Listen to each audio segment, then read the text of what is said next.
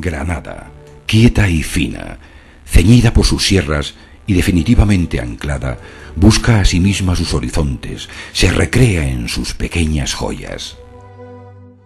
Estas palabras de Federico García Lorca definen perfectamente una de las ciudades más universales de España. Entre la Sierra y la Vega, surcada por los ríos Genil y Darro, Granada fue el último reducto musulmán en la península ibérica. Muhammad ibn Yusuf fundó el reino nazarí en el siglo XIII, instalando en Granada su capital. En las centurias siguientes, el reino alcanza su máximo apogeo.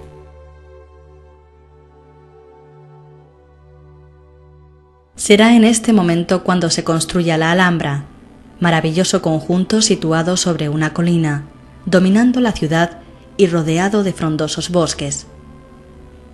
En la parte más elevada de la colina se levanta la Alcazaba, recinto militar con forma de barco. Consta de dos ámbitos, uno exterior a modo de barbacana y otro interior más elevado, fortificado por altas torres.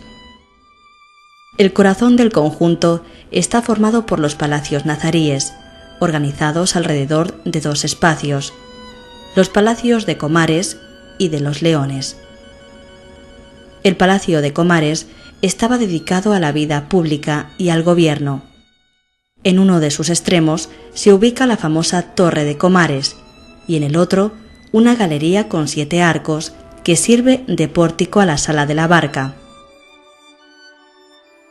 El Palacio de los Leones se dispone en dirección este-oeste, ordenándose sus dependencias en torno a un patio rectangular. El patio está constituido por un auténtico bosque de 124 columnas con capiteles diferentes, ubicándose en el centro la famosa fuente. El Partal es el conjunto palatino más antiguo de los conservados en la Alhambra. Responde a la tipología de palacio sin patio y está formado por un pabellón íntimamente relacionado con la alberca y los jardines. El Generalife fue construido por Mohammad II. Situado a las afueras de la Alhambra y al pie de una colina, su función era la de residencia de descanso de los sultanes. En el interior destaca el famoso patio de la acequia.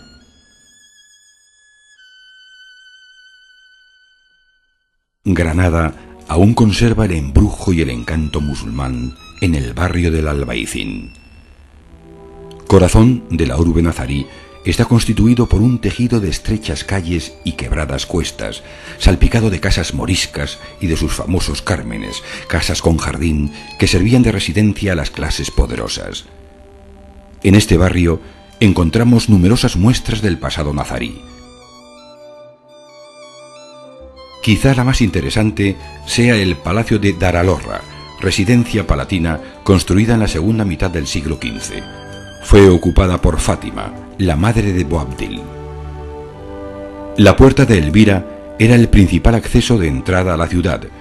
Construida en el siglo XIV, su gran arco de herradura daba paso a una estructura defensiva a base de patios y puestos de guardia. Fuera del Albaicín también encontramos muestras del legado nazarí. El Corral del Carbón es la única alhóndiga conservada de las 3 que existían en la ciudad. La fachada, constituida por un arco de herradura apuntado, da paso a un sencillo patio con una fuente en el centro y rodeado por 3 pisos de galerías. La alcaicería era el antiguo zoco de la seda, hoy convertido en mercado de souvenirs. Sus estrechas calles desembocan en la plaza de Viva Rambla, uno de los centros neurálgicos de la ciudad, donde se situaban las carnicerías y pescaderías nazaríes. En la calle Oficios se levantaba la Madraza, casa de estudios árabes fundada en el siglo XIV. De ella solo se conserva el Mirab, al que se accede por un espectacular arco de herradura. El 2 de enero de 1492, los reyes católicos recibían las llaves de la ciudad de manos de Boabdil, el último rey nazarí. Granada pasaba a formar parte de Castilla, finalizando así los 8 siglos de reconquista.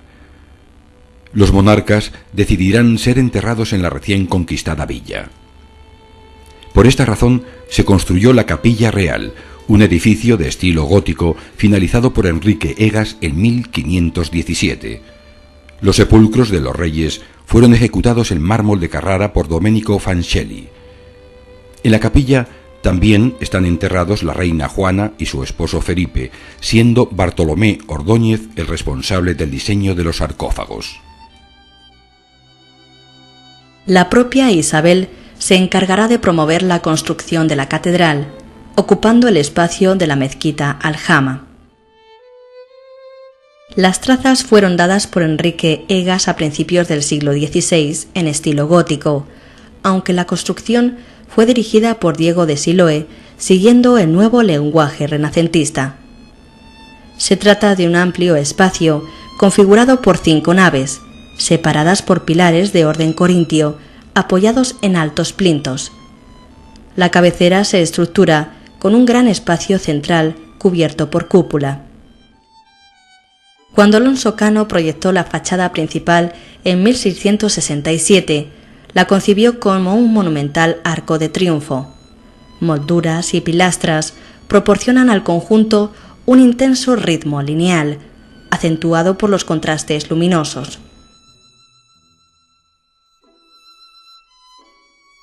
Granada quedaría salpicada de iglesias y conventos que también ocuparían los espacios dejados por las antiguas mezquitas.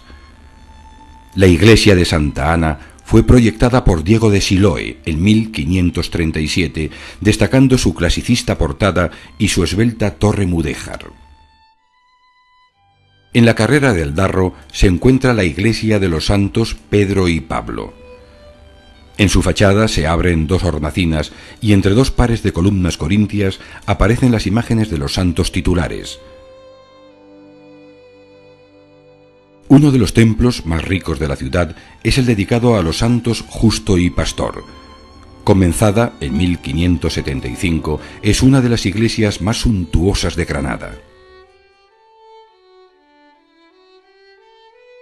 En 1496 se comenzó la construcción del monasterio de San Jerónimo, siguiendo el estilo gótico. En la primera mitad del siglo XVI, Jacopo Florentino y Diego de Siloé continúan las obras, dentro de las pautas del nuevo lenguaje renacentista. La iglesia de Santa María de la Alhambra fue diseñada por Juan de Herrera en el siglo XVI y construida sobre las ruinas de la que fue Gran Mezquita Real. En el Albaicín también encontramos importantes iglesias, como San Bartolomé, templo con un imponente alminar transformado en campanario, o San Miguel el Bajo, construido entre los años 1528 y 1556 en estilo mudéjar. Junto al mencionado Albaicín, otro de los barrios granadinos más populares es el Sacromonte, situado en la ladera de una colina, excavándose las casas en la misma pendiente de la montaña. El Sacromonte está presidido por la abadía. Construida en el siglo XVII, fue consagrada como colegiata dedicada a San Cecilio. Tras la catedral, quizá el edificio religioso más impresionante de Granada sea la Cartuja. La iglesia es de una sola nave y tras el presbiterio se encuentra el sagrario, realizado en el primer cuarto del siglo XVIII por Francisco de Hurtado Izquierdo. La sacristía es iniciada en 1713 por un desconocido maestro. La envoltura ornamental de este lugar es la más recargada del barroco español. Pero durante los siglos XVI al XVIII no solo se levantan fundaciones religiosas. Los edificios civiles también crecen por doquier, compitiendo en belleza y espectacularidad entre sí. El más monumental de todos es el Palacio de Carlos V, anexo a los palacios nazaríes. Proyectado por Pedro Machuca, eligió una planta cuadrangular con un patio circular, tomando como referentes las ideas renacentistas italianas.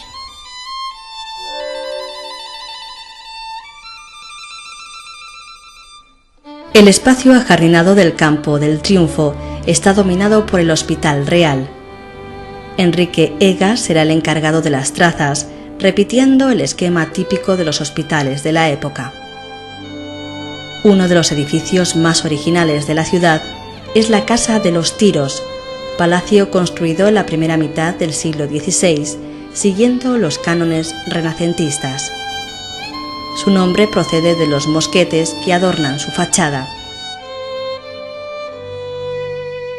Abandonamos Granada con pena, pero retomamos a su hijo más ilustre, Lorca, para encontrar la mejor definición.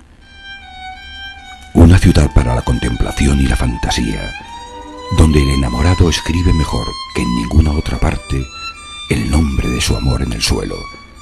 Las horas son allí más largas y sabrosas que en ninguna otra ciudad de España. Tiene crepúsculos complicados de luces, constantemente inéditas, que parece no terminarán nunca. Dos ámbitos, uno exterior a modo de barbacana y otro interior más elevado, fortificado por altas torres. El corazón del conjunto está formado por los palacios nazaríes, organizados alrededor de dos espacios, maravilloso conjunto situado sobre una colina, dominando la ciudad y rodeado de frondosos bosques. En la parte más elevada de la colina se levanta la Alcazaba, recinto militar con forma de barco. Consta de Granada, quieta y fina, ceñida por sus sierras y definitivamente anclada, busca a sí misma sus horizontes, se recrea en sus pequeñas joyas. Estas palabras de Federico García Lorca definen Plo XIII, instalando en Granada su capital. En las centurias siguientes, el reino alcanza su máximo apogeo.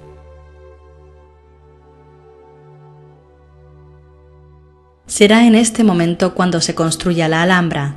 Perfectamente una de las ciudades más universales de España. Entre la Sierra y la Vega, surcada por los ríos Genil y Darro, Granada fue el último reducto musulmán en la península ibérica. Muhammad ibn Yusuf fundó el reino nazarí en el siglo